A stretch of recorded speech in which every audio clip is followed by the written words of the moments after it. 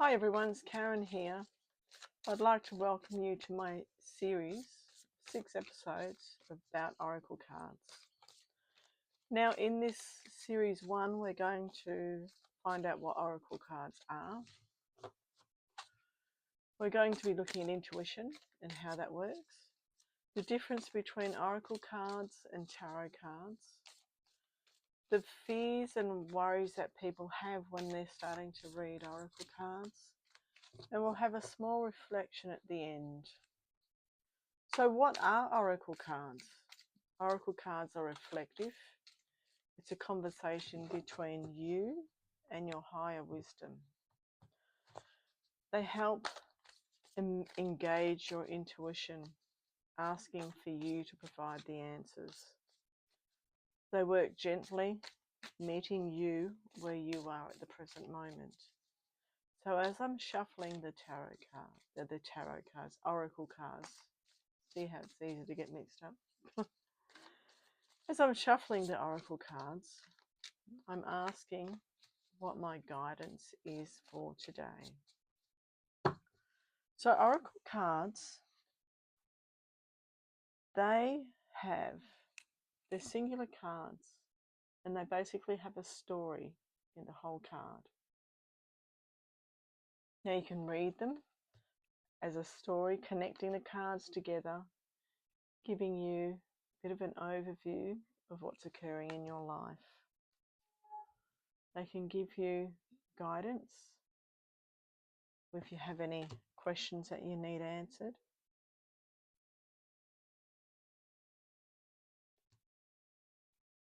So all the pictures, they don't have a definite indicator. I mean, that's a flying horse. I don't think it's a unicorn. It's a flying horse with colours flying over a maze. Now, it may look fairly intricate. Now, that's a one-ring circus, which is an elephant with a person riding an elephant on top of a mountain. Movement, an emu with, it's like a land on top of the ostrich. So this sort of works in with, addressing the fear or self-doubts that people have. What if I read them wrong? What if I don't feel anything? What if I don't have intuition? Now here's a card here.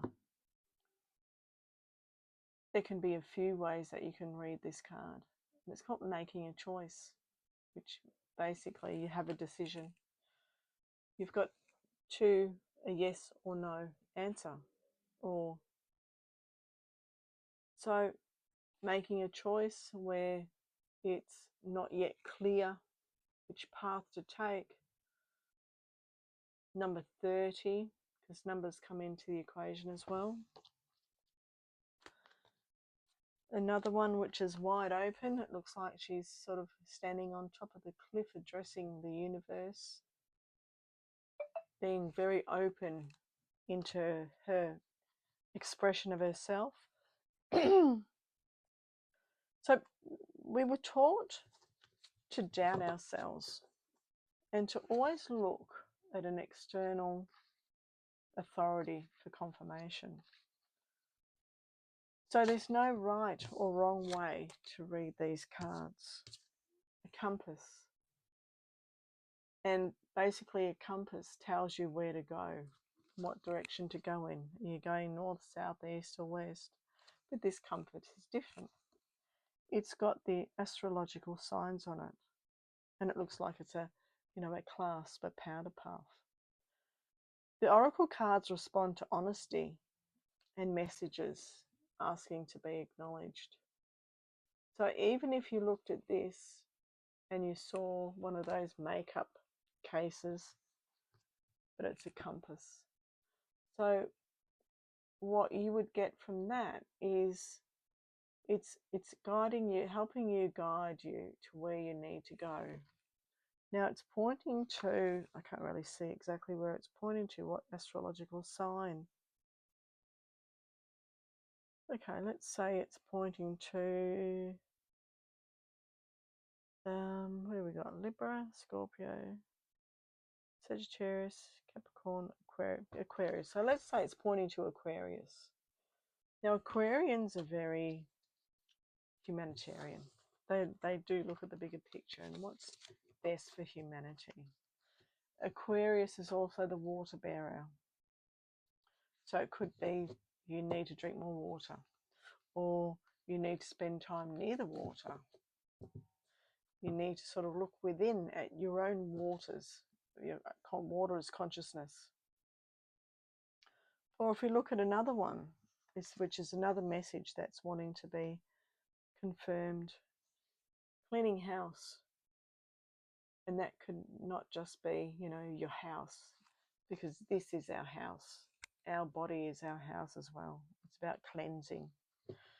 So whatever you see in the picture and whatever you get from that picture, it would be right. So your intuition, it works on your experiences, the experiences that you've had. If you've had experiences with a ginger cat, or cleaning the house, or even if we look at spark, if you've had experiences in relationship breakdowns. I mean, to me, it's there. She's got a violin and there's hearts flying everywhere. So it could either mean, a sad story, a story of lost love, a story of, a tumultuous relationship. It's depending on what is being imprinted on your spiritual body, on your energy field around. So not just oracle cards, we have tarot cards as well. So the difference between oracle cards and tarot cards is oracle cards have flow and feeling. It's basically what we feel. We go to magical shapeshifter. We can see that she's moving her energy, moving her hands fast and flapping the wings. And what is it that you feel when you look at this card? We can see that there's a moon behind her head, or we can see that could be her enlightenment. The energy that's coming around, or energy body, is up there, and there's the energy swirling around because she's moving her hands. She's moving the energy. She's creating something. So oracle cards are about flow and feeling. Tarot cards are about structure and patterns. Tarot cards have 4 different suits. They have cups. And to me, traditionally cups are about emotions, about love and our emotions. To me, cups are about our vessel and how we can strengthen our vessel. They have swords. Swords traditionally is about the mental aspect, the thought processes. To me, it's about our moral authority, because swords are double-sided. One side harms us and one side heals us. So depending on how we know our experiences in wielding the sword, so we can either stick the sword within ourselves through our deeds and words, or we can use it to carve out a future. There's also wands, which relate to inspiration. He's standing on the mountain and feeling inspired to take his plans and ideas to other places. Then we have pentacles. So there are 4 suits in tarot, and they're structured from 1 to 10, and there's also court cards for each suit. Pentacles to me is our energetic currency, our energetic essence. It's where we focus our energy on. So they're all about the energy and where we focus our energy, where we focus, what inspires us to use our energy for creative purposes. So tarot cards also have a major arcana. The major arcana is the external influences around us, the external energies that come to us. We have strength, We have Temperance. They're basically the archetypes of our world. We have the Hanged Man. And they each play a part. They each have a specific meaning, and they each play a part. And you create a story through the cards that you've laid down. And you can do the same with oracle cards as well. Create a story. But I find that oracle cards are, each card is their own authority. Moonlight. I mean, that tells you everything about moonlight and shining down on the angel there. I don't feel that one is better than the other. They just have a different language for guidance, a different language for interpretation, different language for guidance. I do like oracle cards. To help me get used to oracle cards, I'd pick a card and I'd start journaling.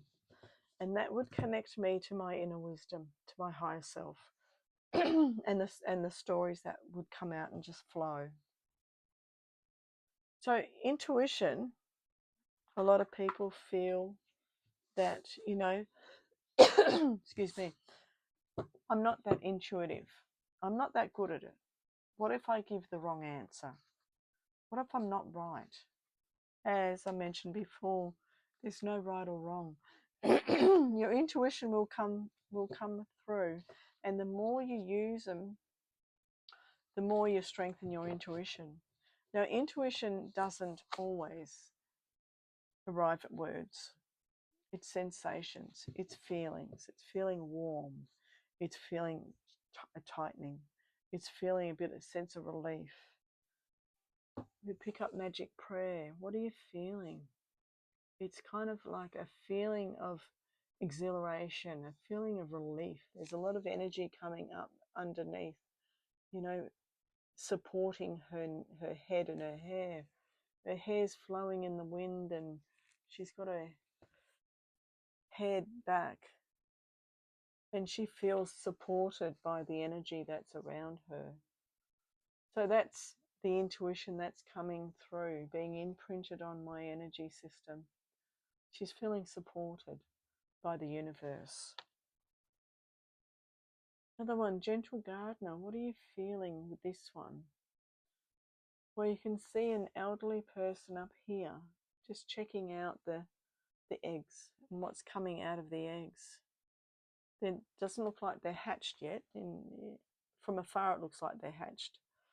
But it doesn't look like they're hatched. And what is the gardener growing? You know, what could be in the eggs? I know there's another one in here with eggs.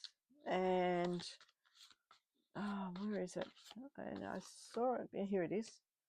So if you look at the gentle gardener, looking after the garden, you know, waiting for them to hatch. And on this one, we've got the field of dreams. It's like a closer up picture. So you can see the eggs with everyone sitting on them, you know, waiting for their dreams to hatch. Could be ideas that you've laid down, seeds you've laid down in the garden, waiting for them to grow. So there's a lot of ways you can read oracle cards. So your body holds the meaning. Your body holds the information before your mind has a chance to express it. So whatever you're feeling in your body, you may be feeling something in your back, you may be feeling a little bit irritable, you may be feeling a sense of relief.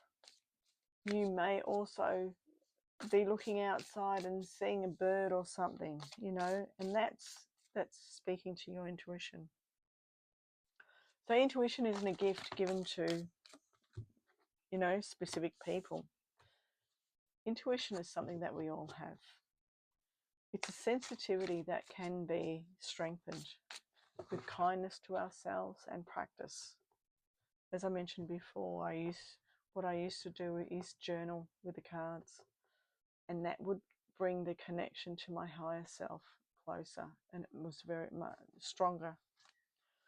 Oracle cards help with the process. So it's not a matter of being dependent on the oracle cards for the answers, because you can get the answers even without the cards. It takes time and perseverance to get to that point, but it's something that can be done. If I was to sit here, I mean, a good way to do it, which I'll take you through the process. So I want you to, sorry, I need some water, I think. I've got a bit of a croaky throat. So what I want you to do is just relax. Take a deep breath. Take a couple of deep breaths. And let it out. We're seeing a butterfly out there, which to me, butterfly is a transformation. So there's a transformation coming. So understanding, you know, how to work with the oracle cards, Spirit of Place. Understanding how to work with oracle cards, that helps you see signs and symbols from the universe as well. So when the universe speaks to you, it speaks to you in signs and symbols and situations. So what I want you to do, okay, take a couple of deep breaths.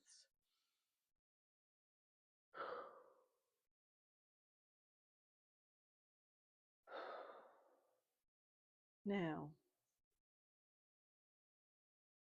relax and just feel nice and relaxed.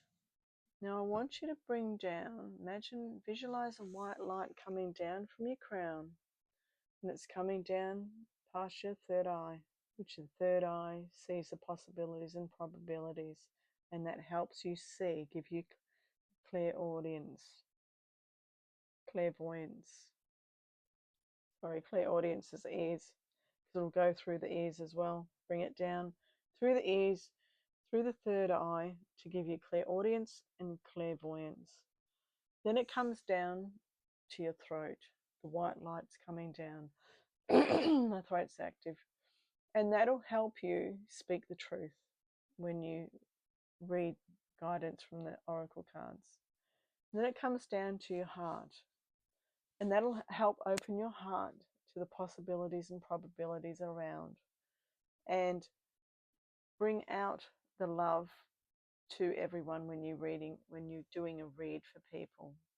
It opens your heart and opens up more of your intuition. Then it comes down to your solar plexus, which is your power point. Basically, this is where your internal power comes from, your solar plexus. And it gives you that confidence and assurance that you're going to give a good reading. And then it comes down to your sacral. And your sacral is where your creativity sits. And that connects into your intuition, and that opens more doors for you. So your intuition has got that connection to your energy centers. Then it comes down to your base. And the base is going to give you grounding, but we need to flow it down further through our legs, down through our feet, down into the earth star. And that way we're connected from heaven to the earth. So we're connected, we ask to be connected to the divine, and that is where the truth comes down. This is where we get our higher knowledge from. So we're connected to Mother Nature, Mother Earth, we're connected to Father Sky, we're connected to the divine. And as it's coming down, you may feel warm in those centers. We also ask it to come down our arms, because as we shuffle the cards, we're using the energy from the divine. So we're intentionally asking for a reading that will give higher purpose to the reading, higher guidance. Of course, what comes out? Rock bottom. Great card to come out. Number 10, which number 10, it boils down to 1, which is a new beginning anyway. So it's a new pathway. So once you connect in, it gives you a new beginning, a new pathway. It doesn't take you rock bottom, like that's saying. Great card. It gives you a new beginning and connecting to your intuition. So that's when you start off, and then you start shuffling the cards with the energy coming, the pure white light energy coming into your hands and connecting with the deck. Now, what also occurs is that you will be able to, connecting to your intuition, you may visualize something. If you pick a card, you may visualize, what's this one? Golden Palace. You may see something occurring in those windows. You may see something coming out. You may get a feeling of home. You may get a feeling of entanglement because all the trees are sort of entangled around it. You may get a feeling that things need to be cut away. So I'm sure there's windows down there. It's sort of cutting the green away so you can see a bit better, cutting things out of your life. But once we bring the white light down and then we start shuffling, always ask, what kind of guidance am I seeking at this point of my life? And as you can even look at the cards, because the energy that you've brought down comes out through your eyes as well. So not only does it come through, you're basically enveloped in white light. Now, once you've done that with the cards, you can even do it without the cards. You can ask the light to be brought down around you and also ask for protection. And you can ask the same question, what kind of guidance am I looking for at this moment? And just wait. You may hear words, you may hear sounds, you may see something outside, like, a butterfly. Oftentimes I sit outside and I ask, what guidance am I looking for today? Either a bird will come and sit on the clothesline, or a dragonfly will come in and give me the answers that I'm looking for. Because that's another way of connecting into the universe and allowing the universe to give you the answers that you need. So, flying everywhere, the sacred pool. So as we move through this series together, there's nothing that you need to master. No meanings of the cards need to be remembered. No right or wrong interpretations if you do read for yourself. This journey is about rebuilding trust. Slowly getting you back to trust your intuition. And just take it slowly and gently and allow it to come through in your own time. So as we come to the close of this session, what I want you to do, so before every reading, just allow the light to come down. And then once you've finished the reading, visualize the light disconnecting from the Earth Star, coming up through your legs, past your base chakra, past your sacral, past your solar plexus, past your heart chakra, past your throat, past your third eye, and pass out through your crown. Thanking the divine, the universe, your guides, the spirit helpers that have been with you, helping you connect in. And then once the light has visualized the light gone, you ask for protection. Ask the universe, your guides, helpers, to put a layer of protection around you, because you don't want any wobbly gogs coming in. You don't want to be an open channel out in the world today, in these days. So in the next episode, we'll explore how to connect with your oracle deck. Now I've got a few oracle decks here. This one I was using today is called the Enchanted Map. And it's basically about a journey. Colette Baron Reed, she has a few oracle decks. And I do like this one because it's It's basically about our journey and what we meet on the way, you know, being wide open to the journey. Occasionally we'll come across storm fields, and that can interrupt our balance, take us off balance. Then we have peaks of joy because we've accomplished what we want to accomplish. Then we become the gentle gardener because we planted our seeds and we know what we want to build or grow. But it takes commitment to ourselves. I love this card. It's got a star in the middle.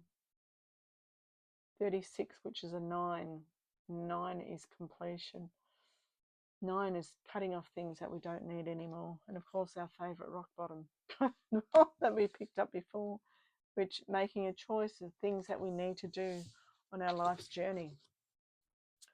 So this is how the oracle cards can sort of help us move forward on our journey. So we connect with our oracle deck, not as a tool, but as a relationship. And the relationship we have with our deck helps our intuition grow. And then we'll find that, you know, once we've sort of grown old, we can sort of, you know, get to a point where we think, okay, well, I've grown out of this deck now. It's time to get another deck. I mean, you don't have to get 5 decks to start off with. No, like I did. I bought that many decks and I'm thinking, okay, which one do I start with first? But I've chosen this today to start with, again, coming to life. So I hope you've enjoyed this. So until the next episode, be kind to yourself. And thanks for listening. Take care. Bye.